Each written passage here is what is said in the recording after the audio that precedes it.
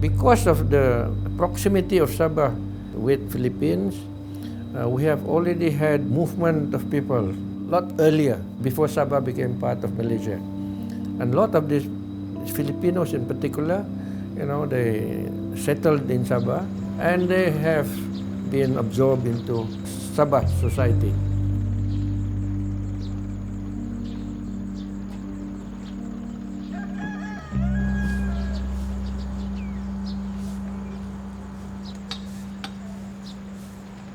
Filipina kan susah keadaan di Filipina.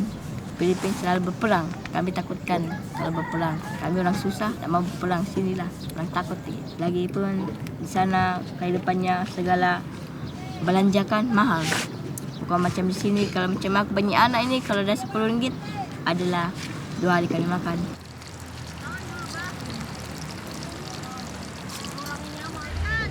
Inilah kehidupan kami. Kadang-kadang dapat makan, kadang-kadang tidak. Kadang-kadang balaukan garam. Sebab apalagi begini bapak tulang dalam sini. Bapaknya di mana kakak? Kena tangkap saya punya suami. Sebab dia ada kan dokumennya. Jadi ditangkap oleh dia polis. Sekarang bapaknya ada di penampungan Tawau. For the undocumented people who came from the Philippines, the first wave was during the 1960s. When the southern part of the Philippines, they had some sort of civil war. So in the aftermath of these wars, they were refugees. And Sabah was there. Sabah was relatively peaceful, relatively prosperous. So these people decided to come to Sabah to hopefully make a new life for themselves.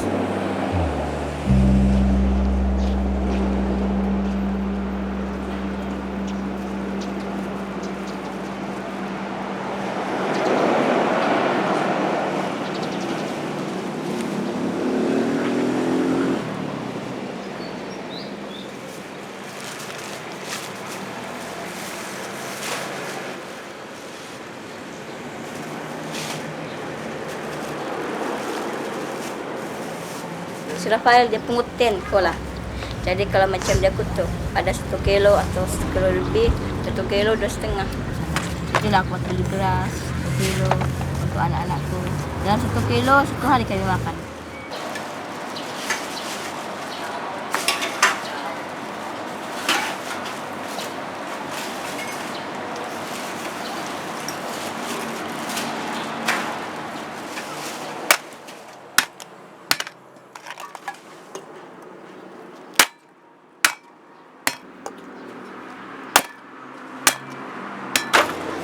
Berapa mata?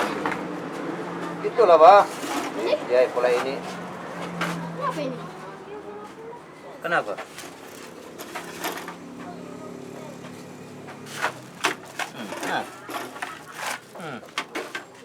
Berapa mata?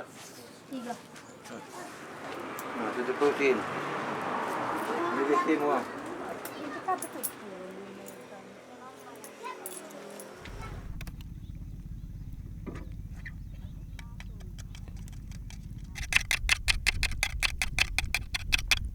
Inilah aku punya kehidupan.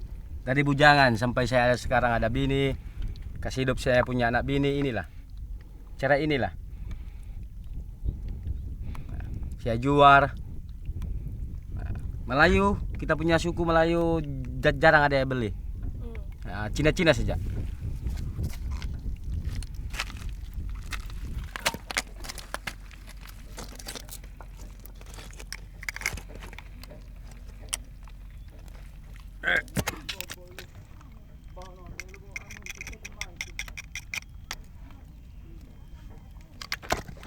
Alagot tab.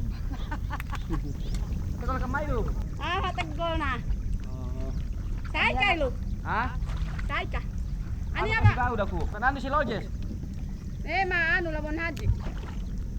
Oh, ka malamon aja kam. Oh.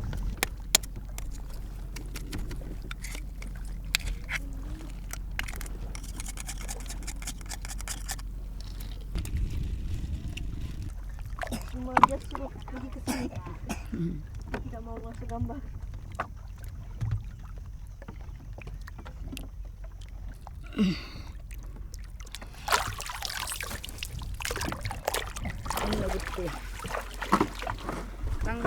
Kumay ito tayo minahita kung sino. Mbado ko nabaan. Kami luwag tayong ko niya tagilo sa kape. Oo, nito ba kumay ni? Tinggal, kima, kumay. Oo, tabani, dilaw. Inaw sa habi Mande. Ano?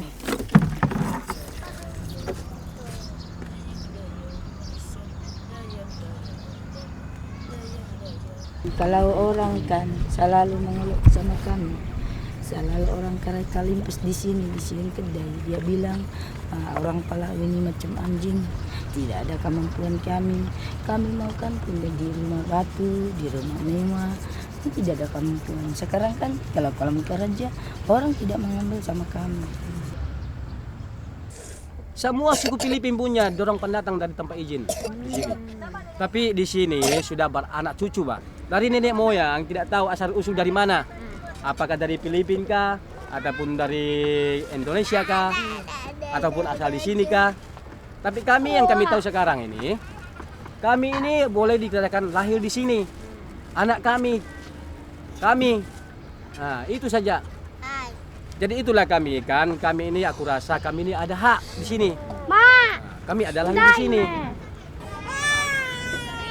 The bad thing is that I think even the Philippines government, they do not accept these people, and that's where the issue of stateless people was raised here. Because these people, they are not the Philippines nor Malaysian citizen, and actually it involves the second generation or third generation. Their parents were here in the 70s or even earlier, but when they were born here, they don't have documents. Kasih ini bukan.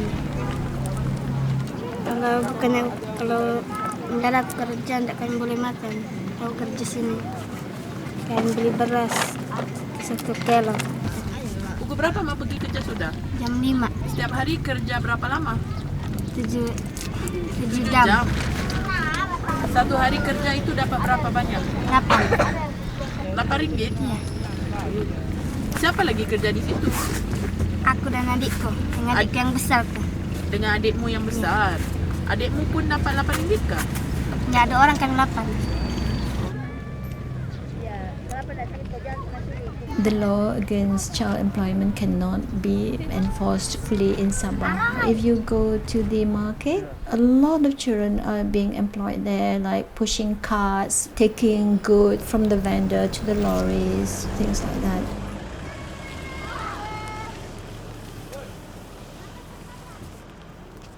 These people, they can survive in Sabah because there's plenty of work, but it will be very difficult for these people to survive in southern Philippines because there's no work. No work means no food. No food means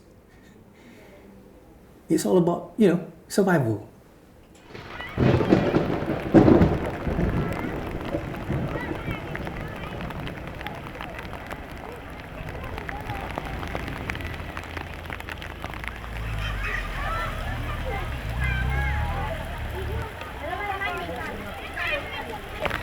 Berjaya masuk ke laut kata dia Bang Han. Iya, ada itu haus kah? Ada banyak. Ini pun setengah kilo pun sampai. Ini berapa harga dia? Nah, tidak tahu lah Bang. Kita dari dia orang saja. Kita harga lebih tinggi kan, tapi orang balas. Jadi kalau Abang Han cakap ini harganya 10 ringgit, orang akan bagi berapa? Paling ada tinggi itu dia macam dia tawar lah kan, dia tawar 5 ringgit, 6 ringgit. 5 atau 6 ringgit saja.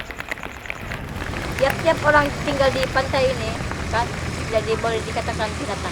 Sebab apa? Dalam rumah bikin pondok, tidur di tanah dengan kotak.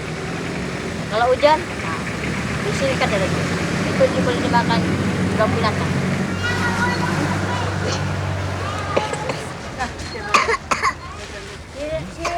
Tengok, kami boleh bikin pondok begitu kalau di Siring ataupun di laut.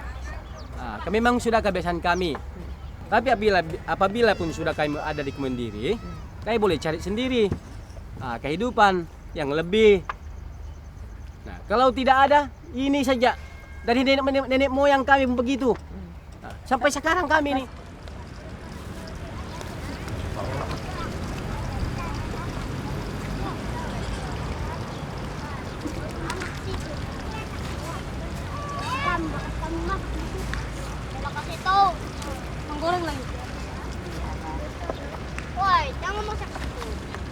Pandai kau kalau ada gas kami kau masak. Kali. Air kami. Oh, air kami jangan ambil. Timul. Ada kau. Udah ini saya buang.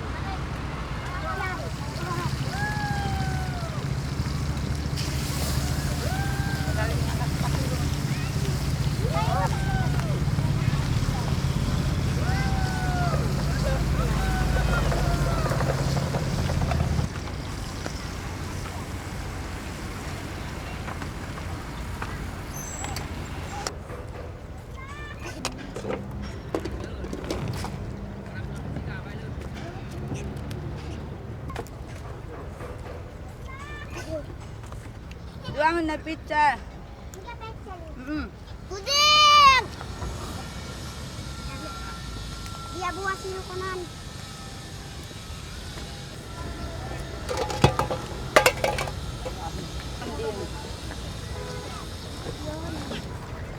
Buas.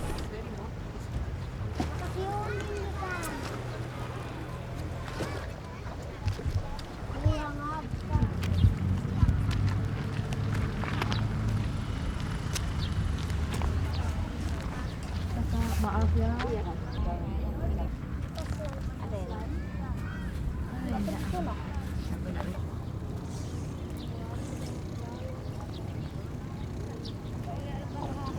Tapi kalau kakak sekarang bawa anak ini pergi ke hospital, orang ada bagi obat kah? Enggak tahu lah, aku mungkin macam sebab dari dibagi tuh, mustahil dibagi dia. Tapi yang tampang pergi sana apa? 10 ringgit ikut kereta pergi sana. Kalau kakak ambil pergi klinik, macam mana harga dia? Mana lah? Wih, mahal 50. Mahal. Mana kami dapat duit 50? Kalau 50 sen boleh. Kalau bajau mai kami yang ngasin 50. Nah. Lisa itu siapa? Adikku. Adikmu? Apa jadi sudah? Apa jadi dengan adikmu? Di langit. Kenapa? Macam mana dia boleh meninggal? Sakit. Kamu rindu dengan adikmu?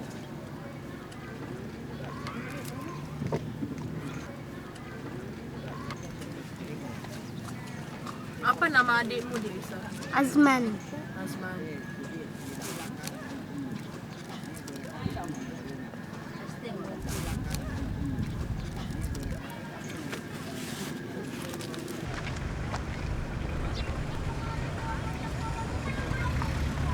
Kalau aku ingat, kalau aku jangan lagi sejak.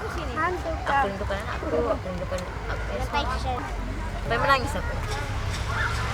Aku sayang betul sama anakku. Cukup yang dua itu. Dua itu mungkin mungkin dia ada mau bahas apa dengan nasib orang kita tuh.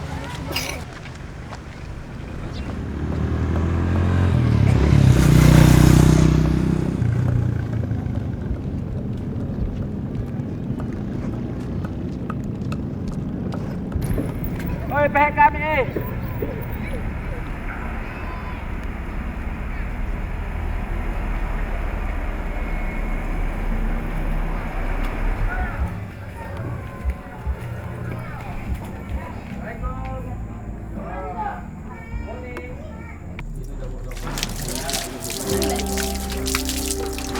Jamal.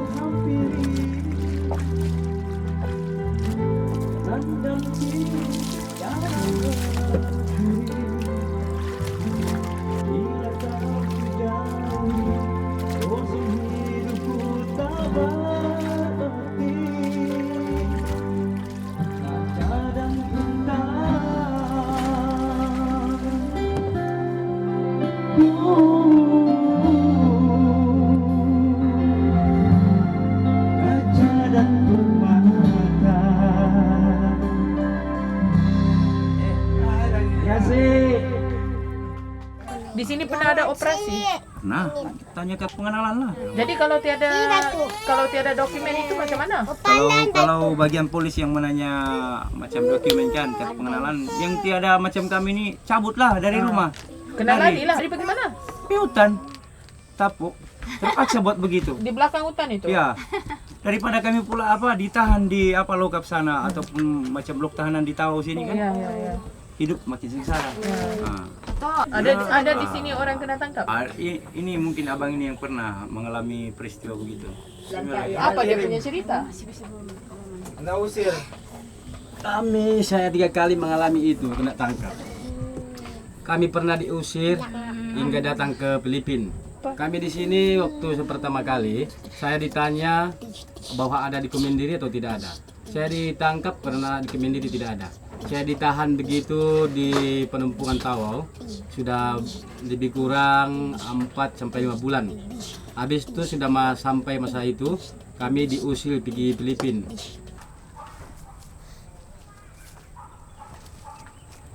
Nah, ini hutan dia. Ini. Ini nih kalau time operasi, kalau sampai itu polis, kalau sudah bawa operasi, siapa tiada di Kemendiri selalu dia tapuk sini. Siang dan malam dia bertapuk di sini. Siapa yang kedapatan, dia punya nasib lah. Siapa yang kedapatan, dia punya nasib juga. Nah, inilah dia punya tebar-tebar. Ini. Some are detained to give the impression that the government is serious about it. It's supposed to be temporarily detention centers.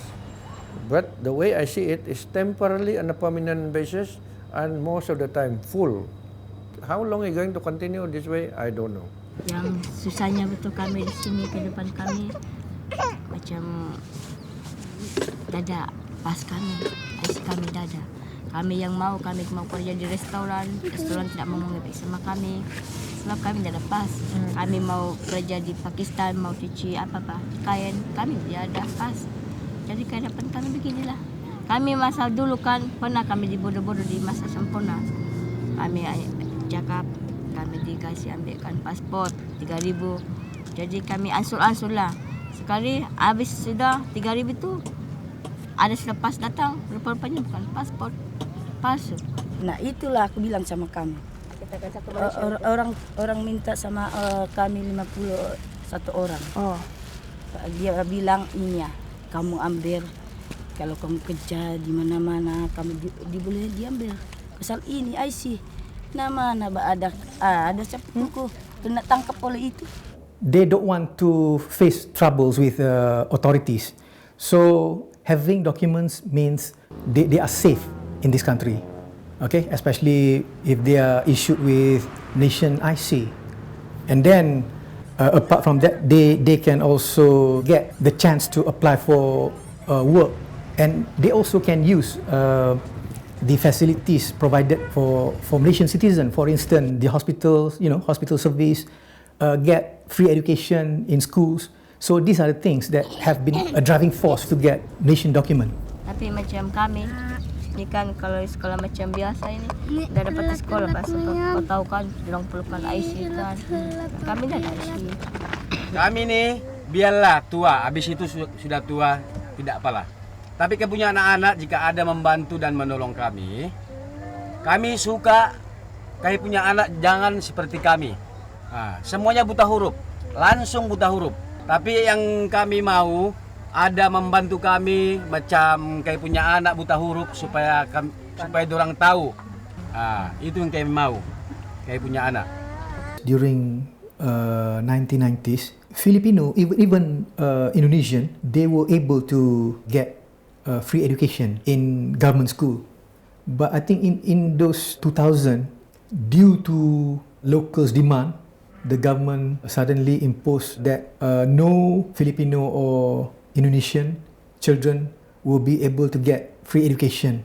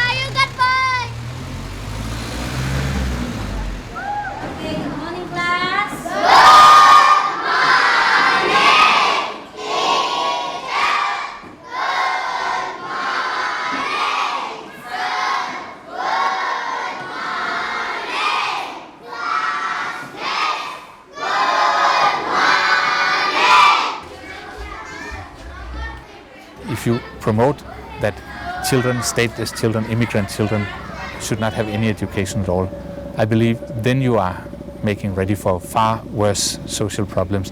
I mean, you will see a bigger percentage of them who end up in towns as beggars or street children, and you will see that when they grow older, they have no option.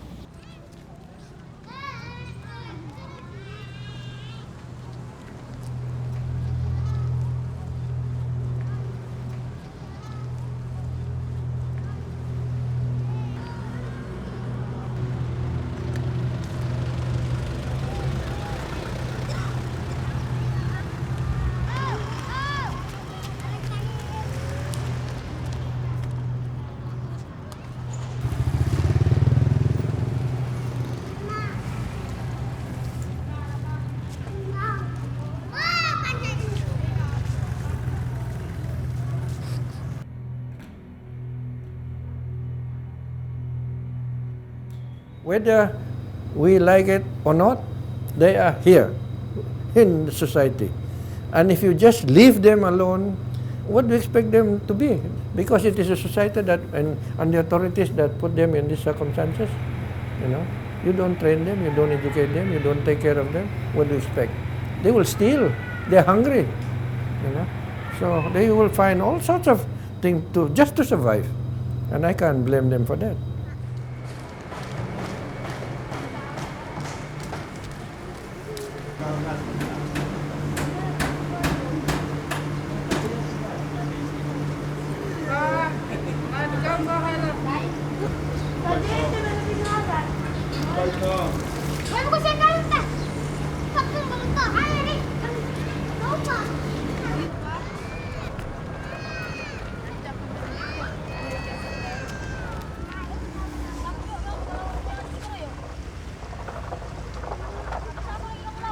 Dorang kata tempat tinggal kami di sini segala bajau laut di dorang pagar.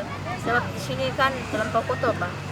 Restoran tidak mau, dorang tempat makan dorang bau asap yang belum bakal dawai. Dorang mau yang bersih.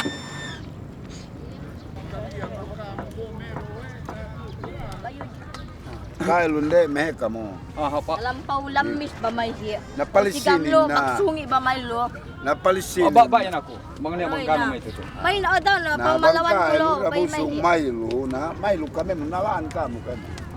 Aku bilang aku tak mau sana terlampau kotor sebab itu kan kalau tangan itu segala bau itu najis kan. Orang perahu ini kan masuk pergi sini berak di sini. Kau tengok perahu si Abdul Hari. Oh, yang perahu kecil itu dikasih berak kan orang tua berak. Tapi dorang tidak nampak. Nah, apalagi kalau macam kali itu terlampau bau.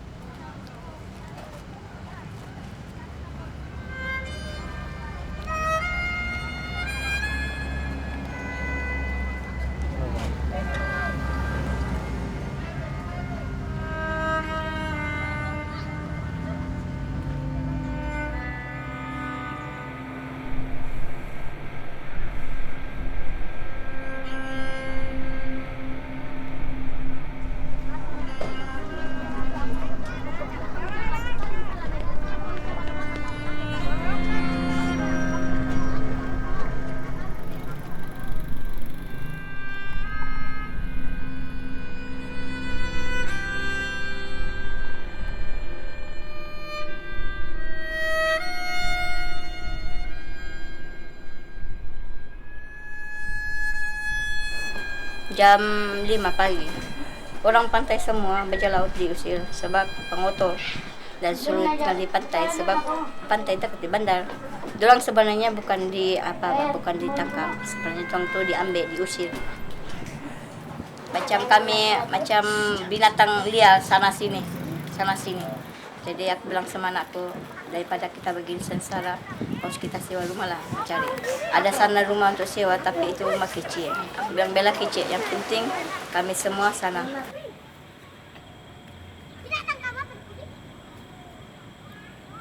Oke, jam kecil saja. Tidak boleh. Jadi dalam beberapa bulan kami tinggal sini, itulah juga keadaanku.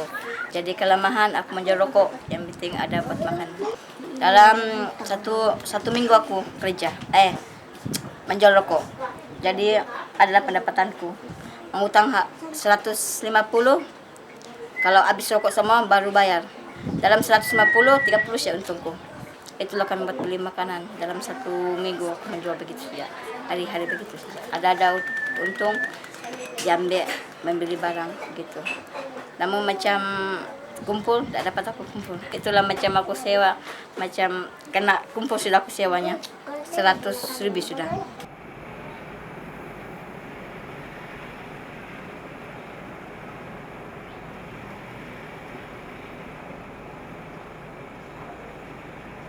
Kau tahulah, kerajaan pun dia buat beginilah, dia buat begitulah. Memang ikut saja. Dorong mempermainkan dengan kami. Apa kami ini, aku rasa-rasa kami ini hanya seperti barang dijual. Dibawa ke sini, dibawa ke sana. Jadi kami pun bersabar sajalah.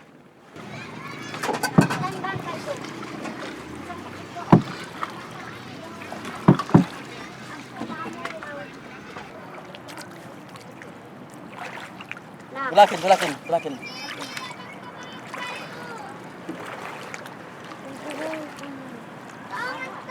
Oke lah, sekian. Sekarang mau pergi mana anak-anak? Di situ lah main-main di depan-depan ini. Di kaki 5 sini. Saya mau ikatkan perahu. Nah.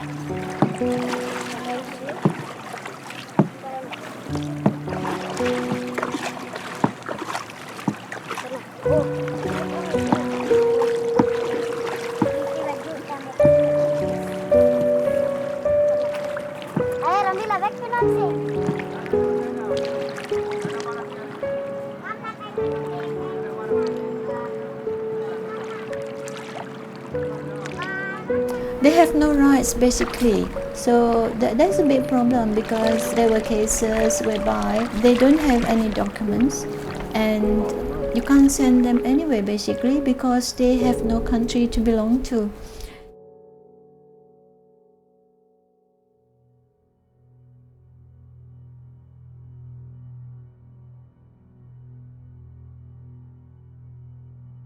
The dispute over Sabah dates back centuries to when the Sultanate of Sulu ruled over many islands in the southern Philippines and parts of Borneo, including Sabah. In the 1800s, Sabah was designated a British protectorate, and then 50 years ago it became part of Malaysia. Kita tandukan operasi fishing. Polis bukannya apa kan orang bilang yang orang suluk ditangkap sebab yang masuk di sini orang Filipina orang suluk. Jadi aku bilang aku ini bukannya orang suluk asli, orang Bajawa aku ni. Dia cakap iyalah kepada paham lah. Tahu kan polis ini dia pun kau macam campuran, memang kau macam digasak je oleh dorang. The skirmish began at 9:59 a.m. and lasted 30 minutes after 5 elite General Operations Force members moved to tighten the cordon around Tendua village where the Sulu group of about 180, including 30 gunmen, had been holed up since February 9th. He also added that security forces are now holding their ground around the radius of 10 square kilometers. He said police recovered some of the weapons of the Sulu group. Police also declared a curfew at 4 p.m. in Lahad Datu and surrounding areas. Ini kawasan Bandar Lahad Datu, orang sudah kau boleh kira, kita boleh kira, sebabnya orang takut-takut. Saya pun tidak tahu, saya pun takut juga lah. Kalau kena terus matilah mungkin. Saya pun banyak anak-anak tanggung. Kalau saya yang kena habislah. Siapalah kasih hidup.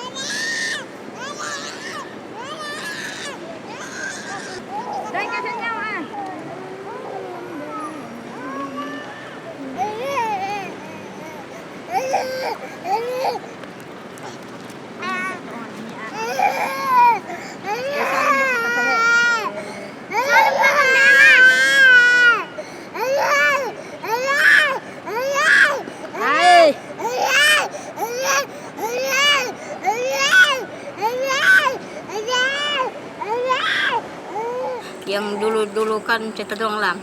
Ini masa dulu-dulu, ini tempatnya Datuk punya bah, Datuk Filipin. Sultan mau ambilkan ini tempat. Jadi macam mana dorong ambil? Kalau macam sentuhnya dorong yang macam dapat berkuasa di sini kan, memang heboh lah tempat sini macam Filipin. Nah, itu yang kami macam takut. I think in the aftermath of the latest incursion, of course, some of these Sulu people, they might suffer some discrimination by some other groups of Sabahans, but the Sulu people who have integrated into Sabah, they are not unlike other Sabahans.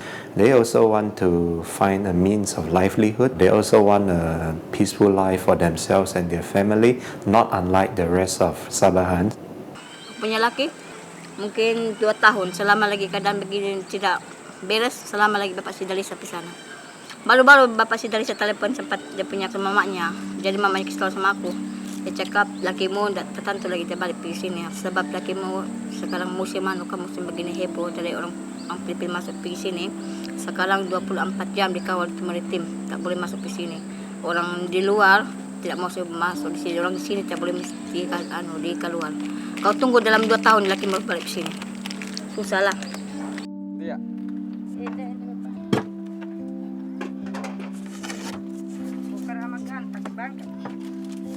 Tengok Pak. Gara-gara ada orang tarik, ada orang tolong konon, mana dah tolong. Sudah buruk. Human beings, no matter who they are, they do have rights, and this right must be protected. But it is not easy to deal with this situation. We can't blame the illegal immigrants because they don't have rights, they don't have power. They are here to take advantage of a situation. They are here to look for opportunities. Sudah buruk, boleh lagi.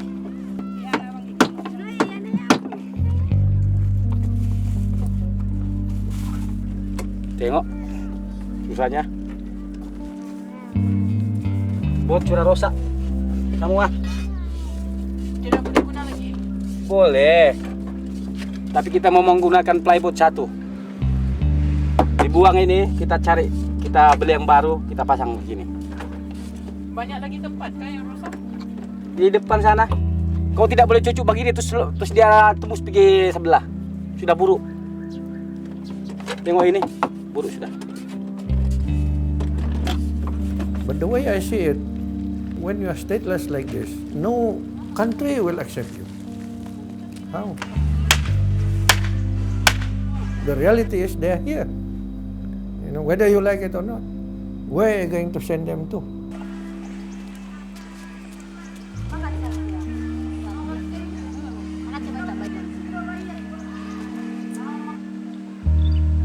Ibibigay mo ka ng isa. Pagtugon na kami pitya sa ako. Mangmalam ba kung ba makasewa, sino kami dito. Ako ang bisa. Jadi yang masalahnya sekarang selama yang masuk yang Abu Sayyaf itu kan tempat kami itulah heboh semua. Lagi pun rokok pun bertambah naik. Jadi sana aku berhenti. Itu belum selebih aku tidak sewa. Bilang nantilah kalau ada macam aku dapat kerja untuk sewa. Lagipun dia kawanku, dia paham sama aku keadaanku. Selama aku bilang lakiku dari sini, nantilah kalau macam ada pendapatanku yang bulan lalu tuh aku sewa kau. The proper solution, the legal solution, is to offer a general amnesty, not to be in a state of denial.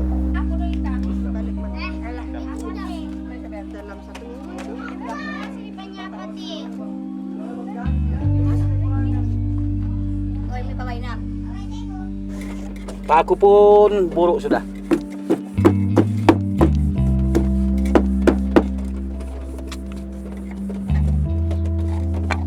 Jadi buat masa ni tinggal di sini semula ke abang?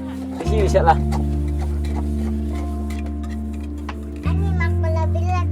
Terus ini rusak perahu, terpaksa tinggal di sini lah. Itulah kita minta izin sama kerajaan di sini. Kita mau jumpa itu Tuan Polisi PD. Kalau boleh, kalau tidak boleh apa boleh buat. Ini kayak punya persukuan di laut. Tapi kalau tidak ada perahu macam mana?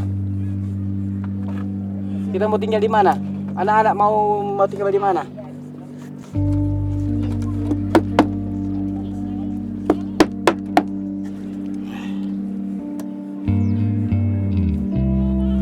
Ini mau diganti, Pak. To be frank, whether we like it or not, we are here. And on humanitarian ground, we should think of giving them first PR and then probably later on, citizenship. Furthermore, they are here for more than 30 years. I think it's cruel for us not to think of their status. They are here, but they are stateless.